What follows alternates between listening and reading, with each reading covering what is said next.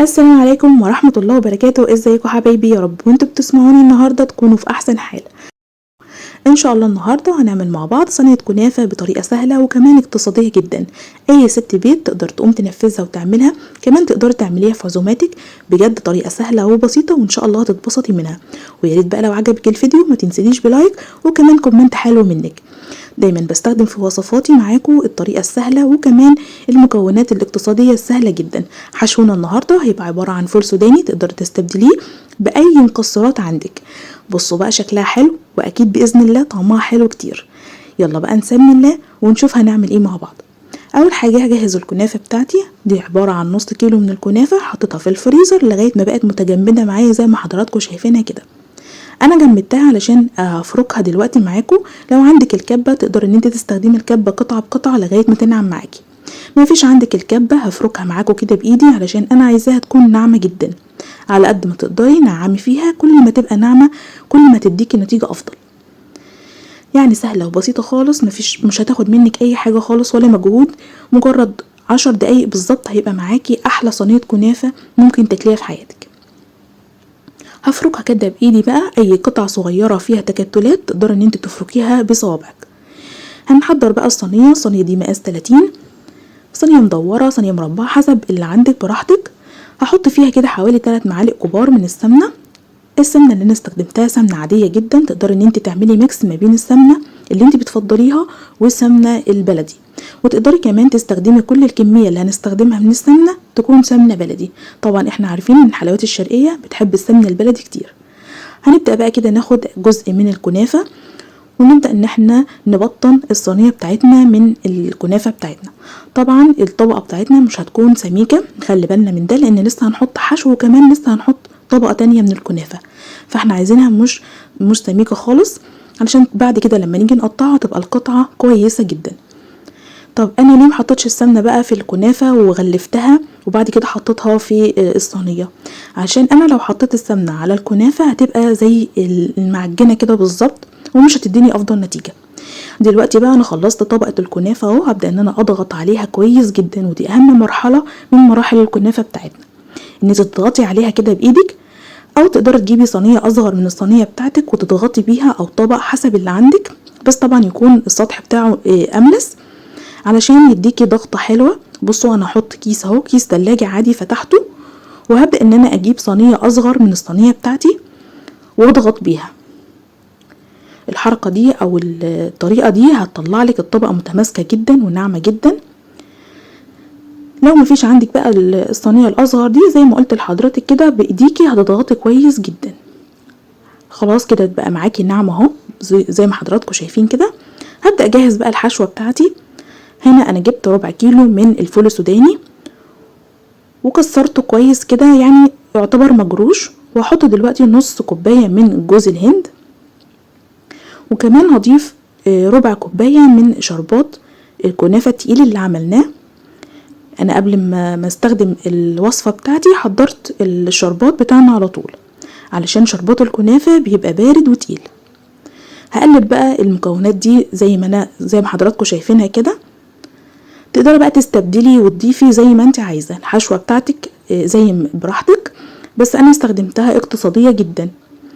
هبدا بقى اضيف الحشوه بتاعتنا دي في النص كده وهفردها بالمعلقه. مفيش ابسط من كده ولا اسهل من كده خالص.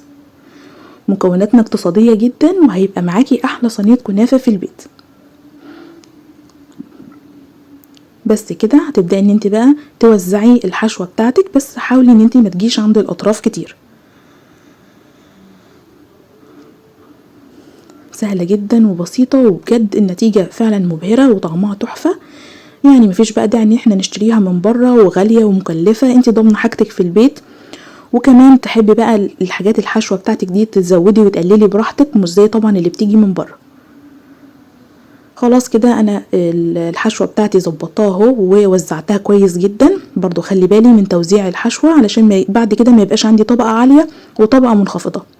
هبدا بقى اوزع الطبقه التانية من الكنافه، برضو طبقه خفيفه جدا مش هكتر علشان واحنا بنقطع بعد كده تبقى الطبقه معانا مش كتير مش كبيره.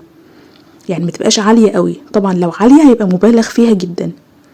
فانتي تخلي بالك ان القطعة معاكي بتبقى بعد كده وسط، علشان شكلها يبقى حلو، وكمان متبقاش كتيرة على الشخص اللي بياكلها، متبقاش تقيلة يعني. هوزع بقى كده زي ما حضراتكم شايفين، هغطي كل الحشوة بتاعتنا. واي جزء بقى انت هتشوفيه كده متكتل هتحشيه بايدك وتفركيه لغاية بقى ما اخلص كل الصينية بتاعتي. هبدأ برضو اضغط عليها زي ما حضراتكم شايفينها كده.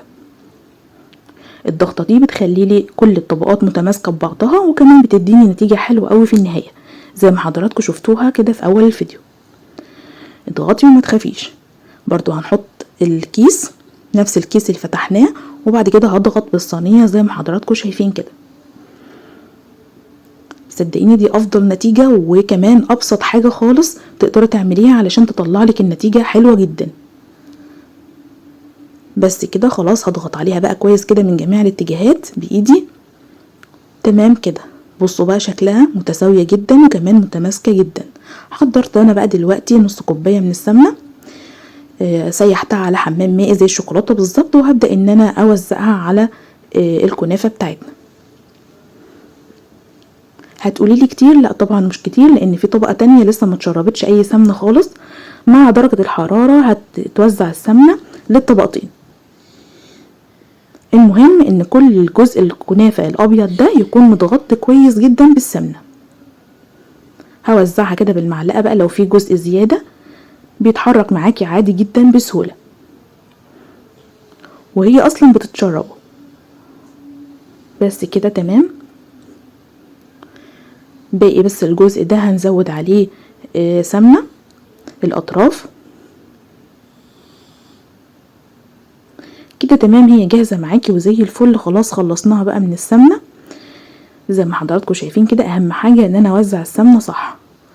كمان من الجوانب او من الاحرف دي السمنة بتنزل للطبقة التانية اللي تحت.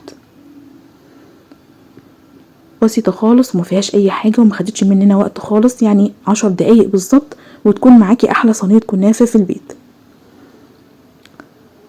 اتأكد ان السمنة خلاص اتوزعت في كل الاماكن وفي كل الاتجاهات. ده اهم حاجة عندي برضو من عوامل نجاح الكنافة بتاعتنا، ان تكون متشربة سمنة كويس جدا. خلاص كده هي جاهزة معايا. هسخن بقى الفرن واحطها في قاع الفرن حوالي 10 دقايق لغاية ما احس ان هي اخدت لون من الجوانب، وهتحسي ان هي فرقت، يعني فكت شوية من الجوانب. وبعد كده هطلعها على الشواية تاخد اللون الذهبي الجميل بتاعنا. هتاخد معاكي قد ايه؟ حوالي 10 دقايق على درجة حرارة 180. انا كده خلاص طلعتها اهو. بصوا بقى الطبقات متماسكة جدا، مفيش حاجة فكة من بعضها خالص. وكمان زي ما قلت لحضراتكم، بصوا الجزء اللي سابته فراغ ده علشان هي كده استوت معاكي كويس جدا. خلاص بقى هقلبها على طبق التقديم علشان اسقيها الشربات بتاعها، طبعا وهي سخنة، علشان لازم تكون هي سخنة والشربات بتاعنا بارد. بارد يعني بدرجة حرارة الغرفة مش من التلاجة. حتى لو عندك في التلاجة هتطلعيه تسيبيه يبرد في درجة حرارة الغرفة. هنسقيها بقى من ظهرها مش من الوش بتاعنا اللي كان قدام. انا هشيل كده الصينية بتاعتنا طبعا سخنة جدا، وهجهز الشربات بقى واسقيها. بصوا اللون تحفة بجد ما شاء الله. لو اتبعتي نفس الخطوات ان شاء الله تطلع معاكي احلى من كده بكتير. هنجهز بقى الشربات علشان نسقيها.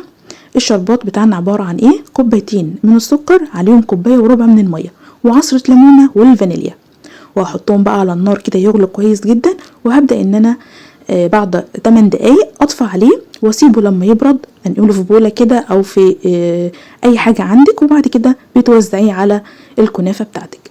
زي ما قلت لحضرتك ممكن تعملي ضعف الكمية وتحطي الكمية المتبقية منك في التلاجة لوقت ما تحتاجيها تكون جاهزة معاكي. هسقي بقى الكنافة بتاعتي كده من جميع الجوانب بتاعتها. هشربها كويس جدا، هي سخنة والشربات بتاعنا بدرجة حرارة الغرفة. هوزع بقى الشربات كده على قد ما اقدر، يعني هتوزعي كل الجزء بتاع الكنافة بتاعك يكون متشرب من العسل، وطبعا هينزل للطبقة التانية اللي تحت. بصوا جميل جدا. بالمعلقة كده هبدأ اوزع على الاجزاء اللي ما وصلهاش العسل. تحفة بجد، واللون روعة، وان شاء الله تعمليها وتعجبك. وده بقى كان عندي متبقي فول سوداني وجوز هند. هبدأ بقى اعمل منه كده تزيين بسيط جدا. هحدد كده شكل الهلال من بره، وبعد كده هضيف الباقي الفول السوداني من جوه. هحدد بس الشكل، وبعد كده اظبط بقى معاكم زي ما حضراتكم هتشوفوها معايا كده دلوقتي. لو انت حابه مش حابه مفيش مشكله، او لو مش بتبقى عندك مفيش مشكله. برضو تقدري تعملي شكل تاني ان انت توزعي الفول السوداني كده على الاطراف وبس وخلاص. انا جهزت اهو شكل الهلال زي ما حضراتكم شايفين كده بالمعلقه عادي كده، مش محتاجه يعني رسم ولا كلام من ده. وهبدا بقى اوزع باقي الفول السوداني من جوه. سهله جدا وبسيطه، وادت شكل تحفه جدا.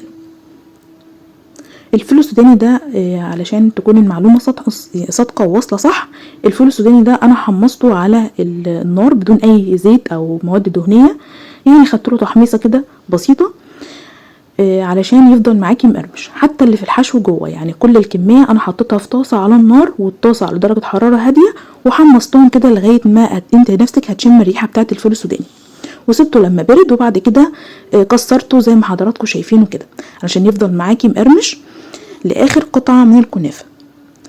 جهزت بقى كده زي ما حضراتكم شايفين جزء من جوز الهند على اطراف الهلال عشان يدي شكل اكتر، وكمان الحشوه بتاعتنا تبقى الرسمه من بره او التزيين بتاعنا نفس الحشوه اللي جوه.